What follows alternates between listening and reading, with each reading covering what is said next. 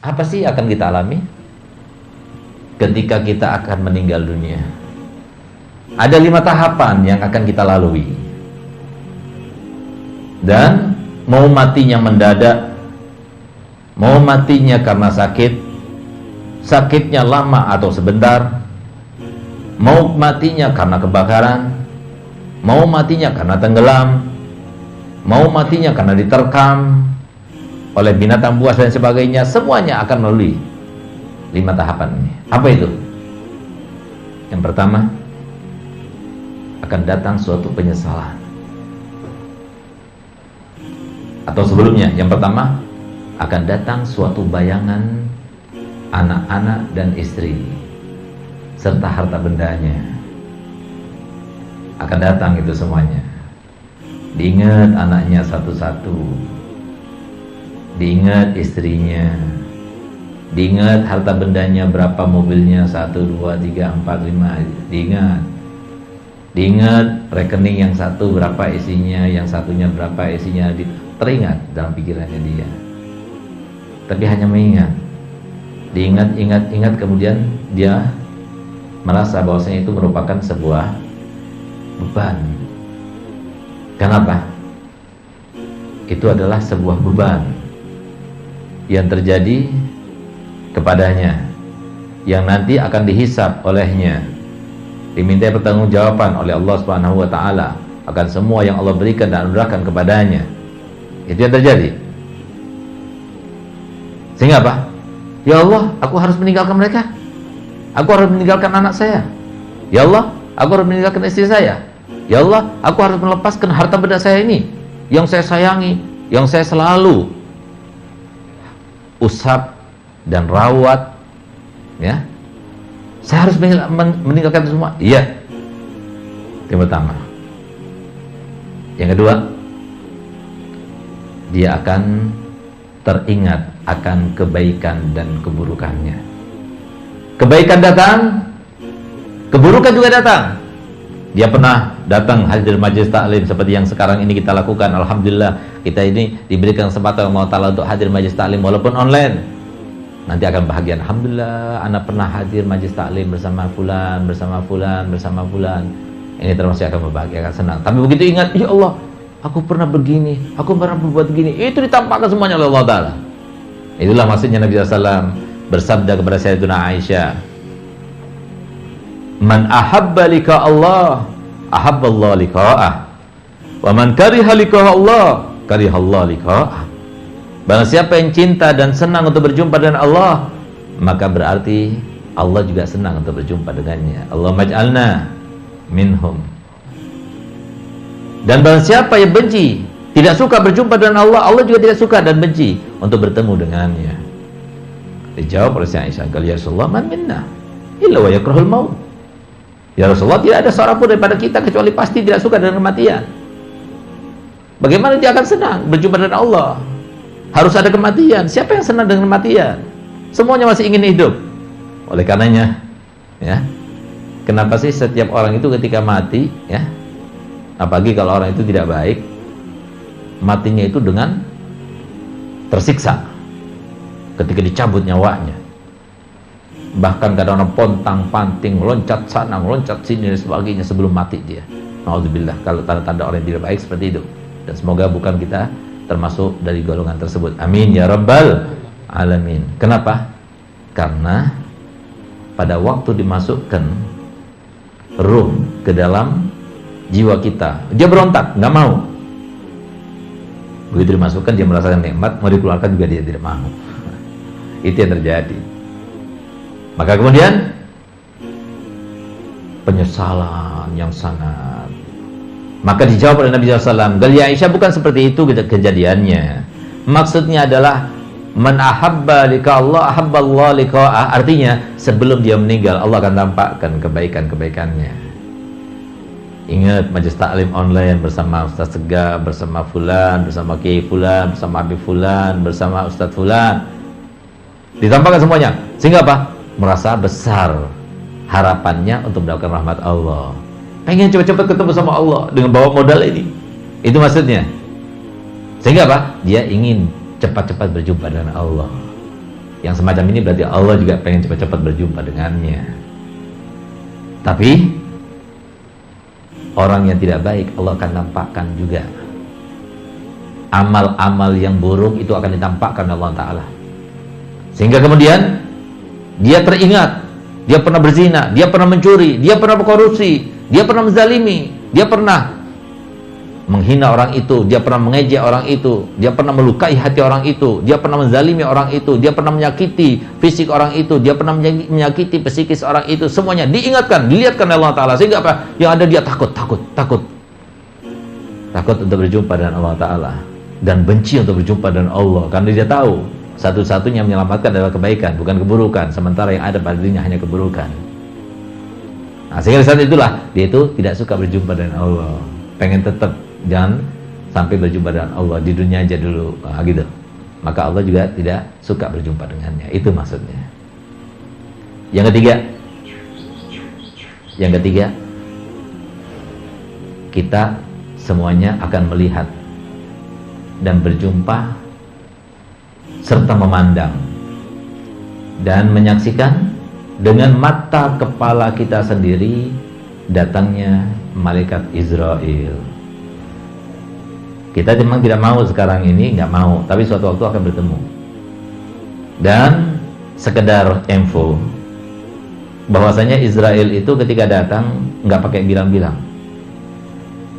Dialah tamu satu-satunya yang bisa masuk kemana saja tanpa pamitan, tanpa ucapan salam, dan boleh bagi dia untuk melakukannya karena Allah yang merintahkan.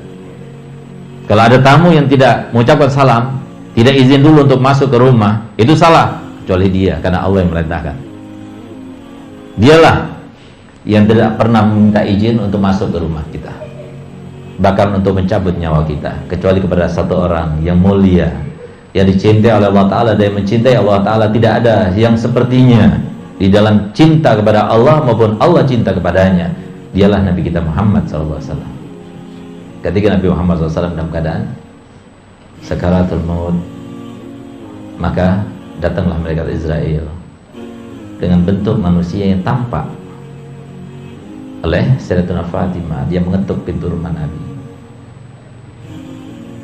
lalu dia berkata kepada Ahlul Bait Nabi SAW, ada di dalamnya termasuk Sayyidatuna Fatimah Zahra, izinkan aku untuk masuk wahai Nabi.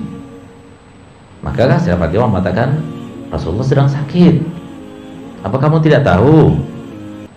Rasulullah sudah tidak menemui tamu, apa kamu tidak tahu? Kata Nabi Muhammad, wahai Fatimah, izinkan dia. Dia adalah Israel yang datang untuk mencabut nyawaku. Begitu dikatakan Nabi SAW seperti itu, maka tidak ada lagi yang mengetuk, datang kepada Nabi Muhammad SAW. Itu Nabi Muhammad saja, tapi kita enggak. Dan setiap dari kita pasti akan berjumpa dengan Israel. Ketika kita melihat Israel, wajahnya seperti apa? Menakutkan atau menyenangkan kita menyaksikannya? Tergantung kepada amalia kita.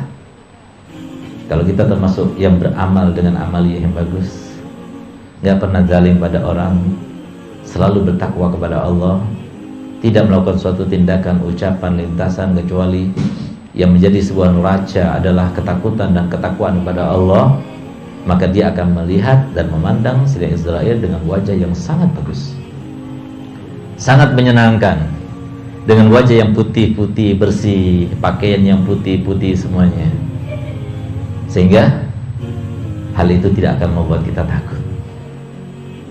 Dan semoga itu semua termasuk yang semacam ini. Amin ya Rabbal, setelah panjang umur, sehat walafiat. Tapi kalau kita bukan termasuk yang beramal yang baik, maka kita akan melihat Israel dalam bentuk yang sangat menakutkan, sangat bau badannya, sangat mengerikan bentuk rupanya. Sehingga suatu waktu pernah Sayyidina Nuh alaihissalam, dia itu pernah meminta kepada Israel untuk menampakkan wajahnya ketika mencabut orang yang tidak baik, ketika mencabut orang fasik, ketika mencabut orang kafir. Maka kata Sayyidina Israel, engkau tidak akan mampu, biarkan untuk jadi suatu pelajaran bagiku dan bagi umatku. Baiklah. Begitu tampak, langsung pingsan Sayyidina Nuh. Lalu apa kata Nabi Nuh begitu dia siup firman? Kalau seandainya orang yang tidak baik, orang yang fasik, orang yang kafir tidak mendapatkan azab dan siksa daripada Allah kecuali melihat wajah yang sangat mengerikan dan menyeramkan itu, cukup sebuah ujian, sebuah cobaan, sebuah azab yang luar biasa padanya. Apalagi itu bukan sebuah ujian, cobaan dan azab, masih banyak lagi cobaan yang disiapkan Allah Ta'ala. Yang keempat, kita akan merasakan sakitnya sakaratul maut. Sakitnya sakaratul maut sebagaimana Nabi SAW mengibaratkan dan mengungkapkannya dalam sebuah hadis, seperti hujaman 1000 pedang kepada satu orang. Kita akan dihujam 1000 pedang dari segala arah. Kalau itu termasuk manusia yang tidak baik.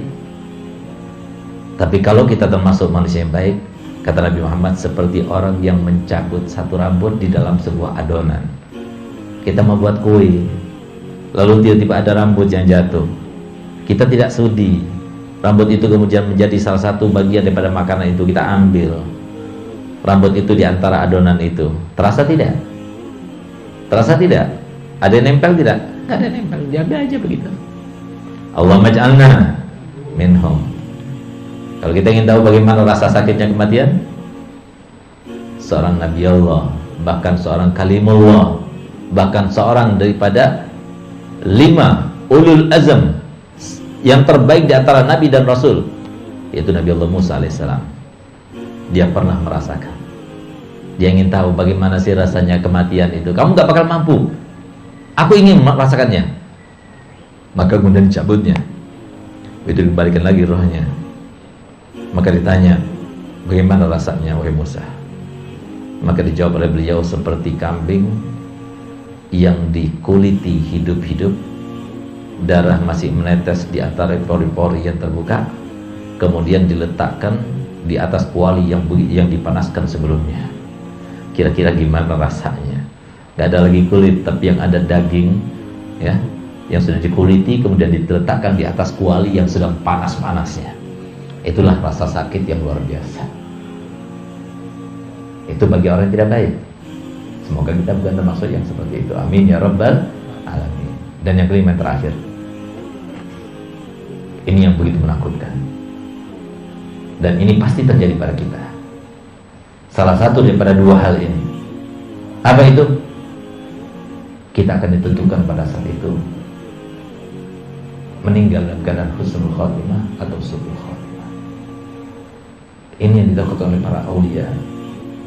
Karenanya mereka itu bangun malam, karenanya mereka itu banyak sedekah, karenanya mereka itu banyak sholawat kepada Nabi Muhammad, karenanya mereka itu banyak berbuat kebaikan, karenanya mereka itu jauh daripada segala hal yang dilarangkan, karenanya mereka itu selalu mengutamakan orang lain daripada dirinya mereka sendiri, karenanya mereka itu selalu mengikuti dan menauladani para nabi, sahabat, tabi'in dan sebagainya.